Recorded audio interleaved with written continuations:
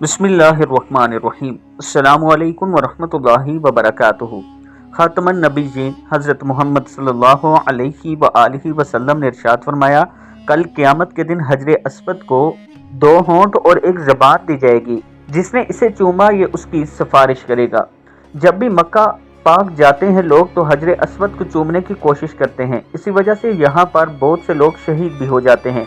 आज मैं आपके साथ ऐसी ही एक वीडियो शेयर करने जा रहा हूँ जिसमें लोग कोशिश कर रहे हैं कि हजर अस्वद को चूमा जाए। रश ज़्यादा होने की वजह से वहाँ के सिक्योरिटी गार्ड इन्हें रोकने की कोशिश कर रहे हैं। ज़रा आप इस वीडियो को मुलाहिज़ा कीजिए।